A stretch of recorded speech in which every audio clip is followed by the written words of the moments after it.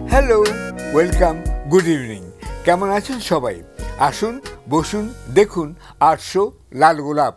সারা বিশ্বব্যাপী এখন আলোচনা, গবেষণা, তর্ক বিতর্ক চলছে আমাদের এই পৃথিবীর পরিবেশ বদলে যাওয়া এবং সম্ভাব্য সব বিপর্যয় নিয়ে। বিজ্ঞানীরা বলছেন আবহাওয়া বদলে যাওয়ার ফলে বিপর্যয়টি সম্ভাবনা নয়, অবশ্যম্ভাবী।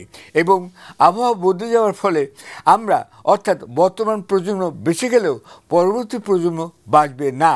অর্থাৎ আপনার সন্তান ও তাদের সন্তান সন্ততি অকল্পনীয় বিপদে পড়বে। মানব সভ্যতাই হয়তো নিশ্চিহ্ন হয়ে যাবে। পরিবেশ পরিবর্তন বা ক্লাইমেট চেঞ্জ নিয়ে গত বছর আরেকটা বিশ্ব সম্মেলন হয়েছে। সেখানে সবাই এ বিষয়ে খুব উদ্বেগ প্রকাশ করেছেন এবং এখনই বিশ্ববাসীকে দরকারি পদক্ষেপ নিতে উপদেশ দিয়েছেন। আজ পরিবেশ পরিবর্তন বিষয়ে আমাদের সাথে কথা বলার জন্য এখানে উপস্থিত আছেন জাহাঙ্গীরনগর ইউনিভার্সিটির টিচার মিস্টার শাকিল আহমেদ। এখানে আসার জন্য আপনাকে অনেক ধন্যবাদ। আপনার সঙ্গে আলোচনায় আমরা একটু পরে যাব, তার আগে জেনে নিন কিছু তথ্য। পরিবেশ পরিবর্তন বিষয়ে নেতৃত্ব দিচ্ছে ওয়ার্ল্ড মেটেরিওলজিক্যাল অর্গানাইজেশন, সংক্ষেপে এই সংস্থা WMO নামে পরিচিত। জাতিসংঘের এই সংস্থাটি গত বছর জানিয়েছিল আবহাওয়া, পরিবেশ ও পানি সংক্রান্ত বিষয়ে বিশ্বে সবচেয়ে বেশি বিপদে আছে এশিয়া মহাদেশ।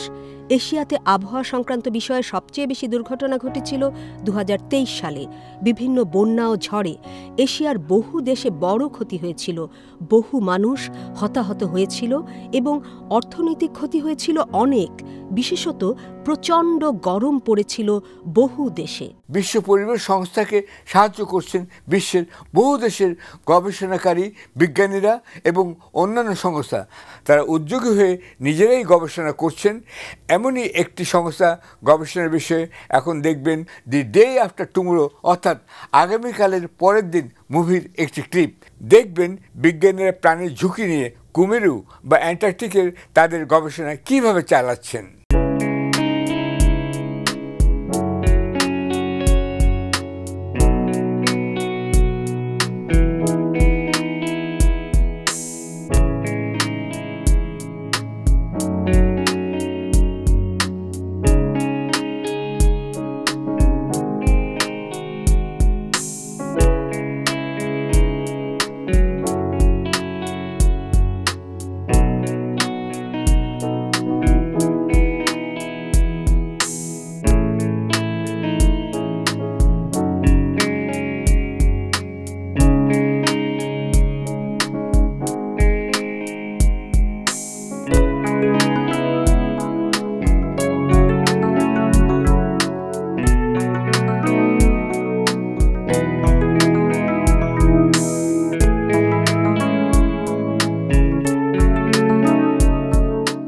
আমেরিকায় আবার নির্বাচিত প্রেসিডেন্ট ডোনাল্ড ট্রাম্প পরিবেশ বিপর্যয়ের বিষয়টি মানতেই চান না।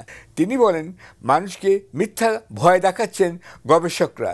তাই গত বছর আজারবাইজানের রাজধানী বাকুতে অনুষ্ঠিত পরিবেশ বিষয়ে বিশ্ব সম্মেলনে COP29 বিজ্ঞানী ও বিভিন্ন দেশের সরকার প্রধানরা উদ্বেগ প্রকাশ করেছেন। কিন্তু খোদ আমেরিকাতেই সম্প্রতি পরিবেশ বিপর্যয় ঘটছে। জানুয়ারি মাসে বিবিসির খবর জানিয়েছে শক্তিশালী শীতকালীন ঝড়ের কবলে পড়েছে আমেরিকার লাখ লাখ মানুষ। ঝড়ের প্রভাবে দেশটির বিভিন্ন রাজ্যে সর্বোচ্চ তুষারপাত হওয়ার শঙ্কা দেখা দিয়েছে। সঙ্গে গত এক দশকের মধ্যে সর্বনিম্ন তাপমাত্রাও রেকর্ড হতে পারে। ঝড়টি দেশটির মধ্য অঞ্চলে শুরু হয়েছে, যা আগামী কয়েকদিনের মধ্যে পূর্ব দিকে যাবে বলে জানিয়েছে আবহাওয়া বিভাগ। তীব্র শীতের পূর্বাভাসের মধ্যেই ক্যালিফোর্নিয়া অঙ্গরাজ্যের লস অ্যাঞ্জেলেসের কয়েকটি অঞ্চল দাবানলে জ্বলছে 7ই জানুয়ারি থেকে। আমেরিকায় দাবানলের সাধারণ কারণ হিসেবে বজ্রপাতকে দায়ী করা হয়, কিন্তু এবার বজ্রপাতের কারণে দাবানল হয়নি। ভয়ঙ্কর এই আগুনের কারণে শহরটির বিভিন্ন এলাকা যেন যুদ্ধক্ষেত্রে রূপ নিয়েছে। এ পর্যন্ত অন্তত 25 জন নিহত এবং 12,000-এর বেশি ঘরবাড়ি ধ্বংস হয়েছে। দাবানলে ক্ষয়ক্ষতির পরিমাণ $5,000 কোটি ছাড়িয়ে যেতে পারে। এটাকে আমেরিকার ইতিহাসে সবচেয়ে ধ্বংসাত্মক দাবানল বলে মনে করা হচ্ছে। সাধারণ মানুষ থেকে শুরু করে হলিউডের নামিদামি তারকারাও ক্ষতির মুখে পড়েছেন। Jennifer Aniston, Bradley Cooper, Tom Hanks, Ben Affleck, Michael ketone, Adam Sandler সহ অনেক তারকার বাড়ি আগুনে পুড়ে গেছে। ৯৬ বছরের ইতিহাসে প্রথমবারের মতো অস্কার পুরস্কার বিতরণী অনুষ্ঠান বাতিল হওয়ার পথে। Academy of motion picture arts and sciences মনোনয়ন ভোটের সময়সীমা ১৭ জানুয়ারি থেকে বাড়িয়ে ২৩ জানুয়ারি পর্যন্ত করা হয়েছে। এত কিছুর পরেও আমেরিকার নতুন প্রেসিডেন্ট ডোনাল্ড ট্রাম্প ২০ জানুয়ারি শপথ নেবার পর প্রথম যে কাজটি করেছেন তা হল প্যারিস জলবায়ু চুক্তি থেকে বেরিয়ে আসার আদেশে সই। আর জানুয়ারি মাসে বাংলাদেশে কি হয়েছিল? নতুন বছরের পঞ্চম দিনে বায়ু দূষণে বিশ্বের সব রেকর্ড ভেঙে দিয়েছে রাজধানী ঢাকা। এদিন সকাল ১০টার পর ঢাকার air quality index AQI score ছিল ৪৭৮, সেটা মহা বিপজ্জনক হিসেবে চিহ্নিত। তথ্যমতে AQI স্কোর চালু হওয়ার পর এতটা বিপজ্জনক বায়ু পরিস্থিতি পৃথিবীতে আর দেখা যায়নি। আমেরিকা ভিত্তিক গবেষণা প্রতিষ্ঠানের পর্যবেক্ষণ থেকে জানা যায় ৫ই জানুয়ারি সকাল ৯টায় AQI স্কোর ছিল ৩৫৮। সকাল ১০টার পর এ যাবৎকালে বিশ্বের সব রেকর্ড ভেঙে সেটা হয়ে যায় ৪৭৮। দুপুরের পর দিনের বেশিরভাগ সময় বায়ু দূষণের স্কোর ছিল ৪২৪। এর অর্থ হচ্ছে এই শহরের বাতাসের মান খুবই বিপজ্জনক এবং এ অবস্থায় শহরের সবাই ভয়াবহ স্বাস্থ্য ঝুঁকির মধ্যে রয়েছেন। আবহাওয়া দফতর বলছে উষ্ণতম আবহাওয়ার কারণে ২০২৪ সালে বেড়েছে প্রাকৃতিক দুর্যোগ। বিশ্বের উষ্ণতম বছরের রেকর্ড গড়েছে ২০২৪ সাল। আন্তর্জাতিক বীমা সংস্থা সুইস রে-এর তথ্য মতে শুধু প্রাকৃতিক দুর্যোগে ২০২৪ সালে বৈশ্বিক অর্থনৈতিক ক্ষতির পরিমাণ প্রায় $৩১,০০০ কোটি। বিশ্ব গরম হয়ে ওঠাকে বলা হয় গ্লোবাল ওয়ার্মিং। যদিও গোটা বাংলাদেশে এবার শীত পড়েছে একটু বেশি, তবুও সামগ্রিকভাবে গোটা বিশ্ব গরম হয়ে উঠছে। দেখুন এই বিষয়ে বিজ্ঞানীদের আলোচনার একটি ক্লিপ।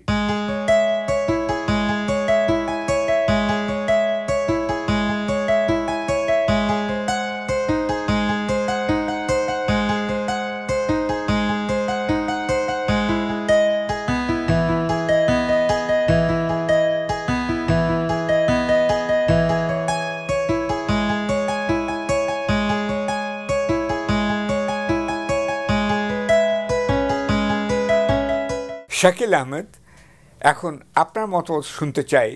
প্রথমত গ্লোবাল ওয়ার্মিং বিষয়ে, এবং দুই, কেন আমেরিকায় আবার নির্বাচিত প্রেসিডেন্ট ডোনাল্ড ট্রাম্প এই বিজ্ঞানীদের সম্মিলিত মতামতকে সম্পূর্ণ উপেক্ষা করছেন। ধন্যবাদ আপনাকে। গ্লোবাল ওয়ার্মিং হচ্ছে মানবসৃষ্ট এক ধরনের বিপর্যয়, যার মধ্যে দিয়ে পৃথিবী উষ্ণায়িত হচ্ছে, এবং মানবসৃষ্ট বলতে আমি বোঝাচ্ছি বিভিন্ন ধরনের ইন্ডাস্ট্রিয়াল ওয়ার্ক সহ অন্যান্য কাজ, তোর মধ্যে দিয়ে পৃথিবী উষ্ণায়িত হচ্ছে। একটা কথা বলতে চাই, শুধু যে কলকারখানাতেই আপনার বিশ্ব গরম হচ্ছে তা নয়, মোটর গাড়ি চালানো, এমনকি বাড়িঘরে ফ্রিজ, রেফ্রিজারেটর, এগুলো চালানোতে বিশ্ব গরম হয়ে উঠছে, তাই নয় কি? অবশ্যই। এই সমস্ত অ্যাক্টিভিটিসগুলো আসলে ১০০ বছর আগেও ছিল না, ৫০০ বছর আগেও ছিল না। এখন প্রতি বছরই এগুলি বেড়ে যাচ্ছে, এবং সারা পৃথিবীতে এই কার্বন নিঃসরণের কারণে এবং অন্যান্য কারণে এই বিশ্ব অনেক বেশি উষ্ণায়িত হচ্ছে। এই একটা কারণে আমরা বলতে পারি যে একটা মানবসৃষ্ট যে বিপর্যয় সেটা ঘটে যাচ্ছে, এবং সেটাকে থামানোর জন্য পৃথিবীর বিভিন্ন দেশের মানুষ চেষ্টা করছে, কিন্তু ধনী দেশগুলো তাতে খুব একটা রাজি নয়। যেরকম প্যারিসে সবাই মিলে প্যারিস অ্যাকর্ড যেটাকে বলা হয়, প্যারিস চুক্তি, প্যারিস অ্যাকর্ড, হ্যাঁ, সেই চুক্তির মধ্যে সবাই এই একমত হলেন যে তারা একটা নির্দিষ্ট মাত্রায় তাদের যে গ্লোবাল ওয়ার্মিংয়ের জন্য যে কাজগুলো তারা করছে সেগুলো তারা কমিয়ে নিয়ে আসবে। কিন্তু আমরা দেখতে পাচ্ছি যে এইটা ওই জায়গাগুলোতে তাদের মনোযোগ নেই। এমনকি যারা ক্ষতিগ্রস্ত দেশ যেমন বাংলাদেশ, তাদেরকেও তারা সাহায্য সহযোগিতা করবে। আমরা দেখতে পাচ্ছি এই বিষয়ে তারা কমিটমেন্ট রক্ষা করতে পারছে না। বিশেষ করে আমেরিকা এবং নবনির্বাচিত যে প্রেসিডেন্ট দ্বিতীয়বারের মতো, তিনি এই যে কিছুদিন আগেতে বাকুতে একটা পরিবেশ নিয়ে সম্মেলন হয়ে গেল, উনি ওখানে গেলেন না, কারণ পৃথিবী যে উষ্ণায়িত হচ্ছে এই বিষয়টাই উনি বিশ্বাস করেন না। ফলে এর মূল কারণ হচ্ছে আমেরিকার মতো দেশ, যারা সারা পৃথিবীর প্রায় 22% গ্লোবাল ওয়ার্মিংয়ের জন্য দায়ী, তারা তাদের শুধুমাত্র ব্যবসায়িক ইন্টারেস্টের কারণে তারা এই চুক্তির মধ্যে আসতে চান না। আসলেও বিশেষ করে এই ডোনাল্ড ট্রাম্প, তিনি এই কাজটার মধ্যে অংশগ্রহণ করতে চান না। ফলে আমি মনে করি যে এটা একটা রাজনৈতিক বিষয়, গ্লোবাল পলিটিক্সের বিষয়, এবং একটা সেকশনই আছে গবেষণা করার জন্য, সেটা হলো যে এনভায়রনমেন্টাল পলিটিক্স। তো তার মধ্যে ধনী এবং গরিব দেশের মধ্যে যে পার্থক্যটা সে থেকেই যাচ্ছে। অর্থাৎ এই যে গ্লোবাল ওয়ার্মিং বা প্রাকৃতিক বিপর্যয়, এটার এখন একটা ভূ রাজনৈতিক দিকও আছে, তাই নয় কি? অবশ্যই। এবং সেটা নর্থ এবং সাউথ, অর্থাৎ সাউদার্ন যে দেশগুলো সেগুলো আমরা জানি ট্রেডিশনালি একটু উন্নয়নশীল এবং গরিব, এবং যারা নর্থের যে সমস্ত দেশগুলো তারা শিল্পায়িত, ধনী, এবং তাদের স্বার্থ তারা রক্ষা করার চেষ্টা করছে। এবং এটা কিন্তু ফাইট আছে দুই দেশগুলোর মধ্যে এবং নেগোসিয়েশন চলছে। আচ্ছা, শুধু রাজনৈতিক নয়, ব্যবসায়িক স্বার্থের সঙ্গে জড়িত আছে। আমি একটু বুঝিয়ে বলছি। সারা বিশ্ব জুড়ে কিন্তু ম্যাকডোনাল্ডস বিফ বার্গার বা হ্যামবার্গার যাই বলুন না কেন খুব পছন্দ করে লোকে, বাচ্চারা তো খুব বেশি পছন্দ করে। এবং অনেক ধরনের বিফ বার্গার আছে, এখানে যেমন বাংলাদেশে কিং বার্গার হয়েছে, আরও আছে।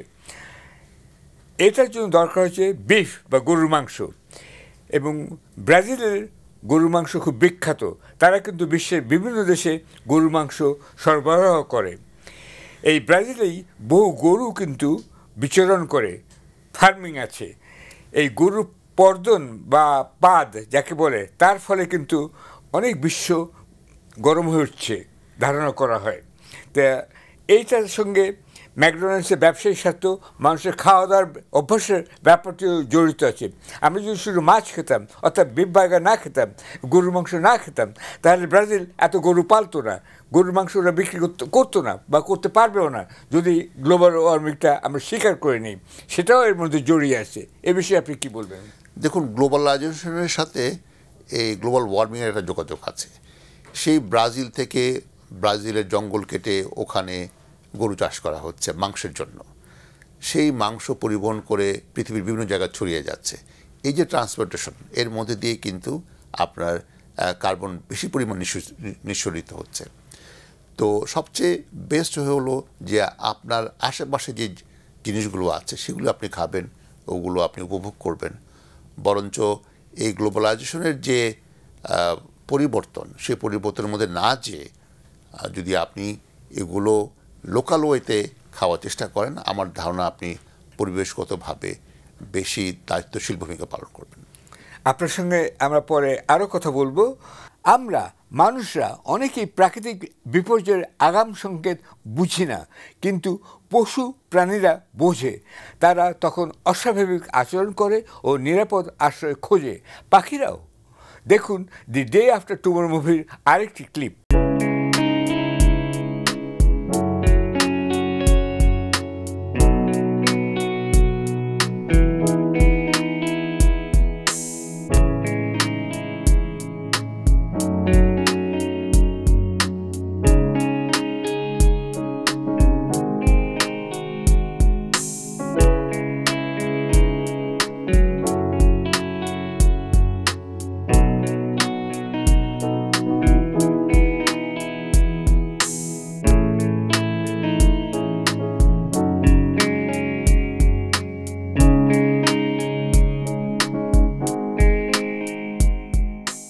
এখন পরপর কয়েকটি ছবি দেখবেন।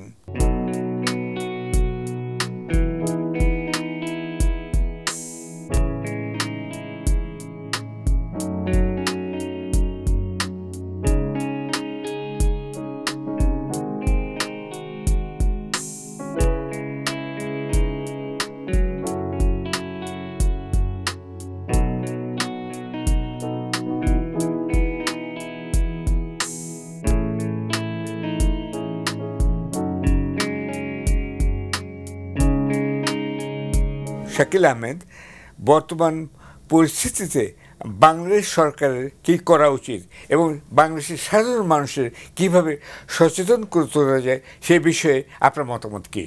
দেখুন, বাংলাদেশের বিষয়টা হলো দুই ধরনের। একটা হলো জলবায়ু পরিবর্তন আর আবহাওয়া পরিবর্তন। জলবায়ু পরিবর্তনটা একটা গ্লোবাল ফেনোমেনা, সারা বিশ্বের একটা ঘটনা, যার মধ্যে বাংলাদেশ সহ অনেক উন্নয়নশীল দেশ তারা উন্নত বিশ্বের সাথে নেগোসিয়েশন করছে এবং সেই বিষয়ে শক্ত ভূমিকা পালন করা উচিত বাংলাদেশের। এক আর একটা হলো যে আবহাওয়াগত যে পরিবর্তন ঘটছে সেটার জন্য কিন্তু আমাদের জাতীয় পর্যায়ে অনেক কিছু করার আছে। অর্থাৎ আপনারা জানেন যে এর মধ্যে বাংলাদেশ একটা খুবই ধুলাবালিতে পরিপূর্ণ একটা দেশ এবং বিভিন্নভাবে এই বিষয়গুলো আমাদেরকে স্বাস্থ্য ঝুঁকির মধ্যে ফেলে দিচ্ছে। সেই বিষয়ে মানুষ খুব সচেতন হতে পারে, ধুলাবালি কমানোর বিষয় এবং অন্যান্য যে পলিউশন আছে সেগুলোর বিষয়ে। বাংলাদেশ যে ডুবে যেতে পারে অন্তত দেশের দক্ষিণাঞ্চল, এ বিষয়ে আপনি কি কিছু বলবেন? দেখুন, বাংলাদেশ, মালদ্বীপ এই সমস্ত দেশগুলো সম্পর্কে বলা হয়েছে যে গ্লোবাল ওয়ার্মিংয়ের কারণে সি লেভেল যেহেতু উঁচু হয়ে যাচ্ছে, ফলে যেগুলো বাংলাদেশের কোস্টাল এরিয়া সেগুলো ডুবে যেতে পারে এবং পার্টিকুলারলি স্যালাইন ওয়াটার এই সমস্ত দেশে ঢুকে যাবে এবং ঢুকে গেছেও। ওখানে বাংলাদেশের স্যালাইন ওয়াটারে যারা আক্রান্ত তারা অলরেডি একটা ইন্টারনাল মাইগ্রেশন করেছে। কেউ কেউ বলেন যে এক্সটার্নাল মাইগ্রেশন হয়েছে এই গ্লোবাল ওয়ার্মিংয়ের কারণে। এই নিয়ে গবেষকরা অনেক কাজ করছে।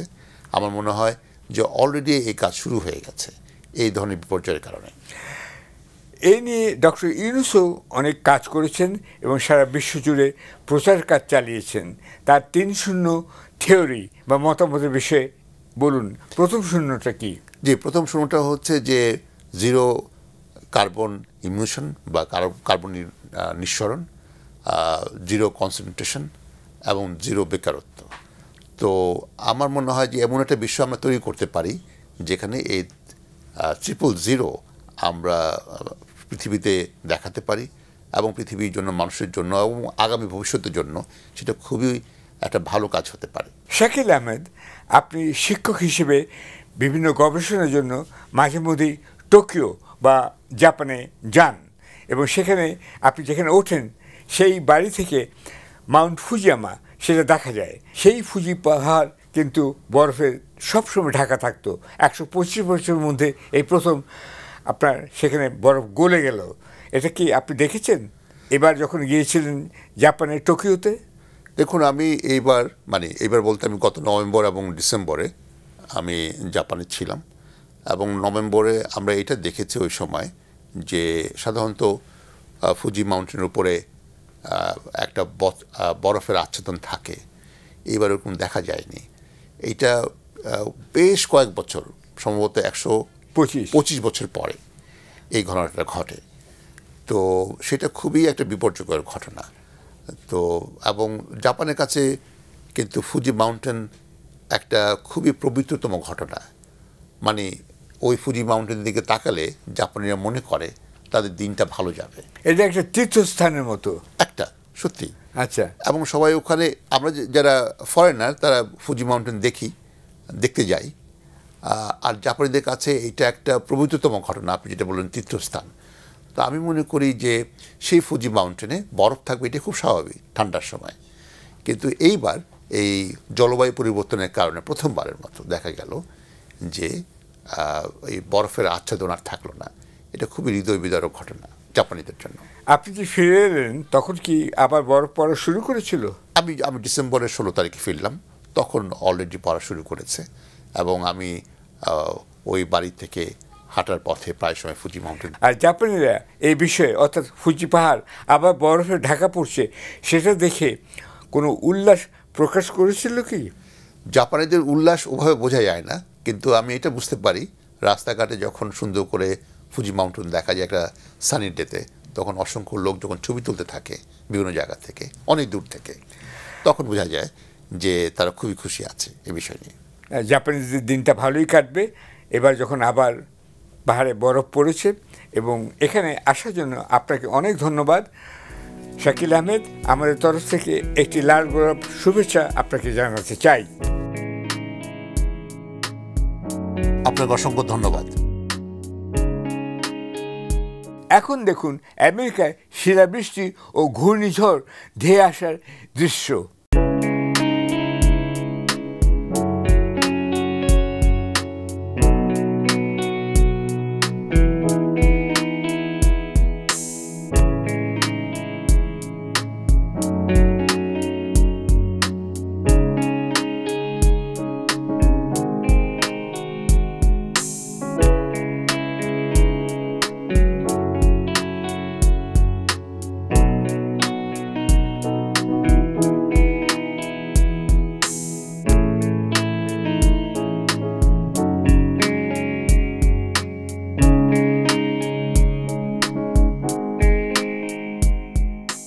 পরিবেশ বদলে যাওয়ার ফলে আমেরিকায় আরও কি হতে পারে, এমনকি নিউ ইয়র্কে স্ট্যাচু অফ লিবার্টি মূর্তিটিও ডুবে যেতে পারে।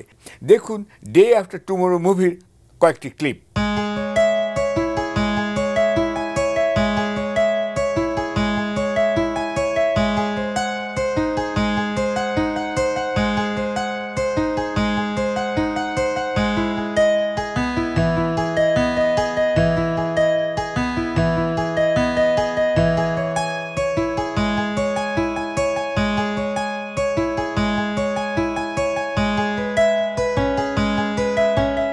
মেরু অঞ্চলের বরফ গলতে থাকলে কি হবে এই পৃথিবীর অবস্থা, দেখুন ওয়াটার ওয়ার্ল্ড মুভির একটি ক্লিপ।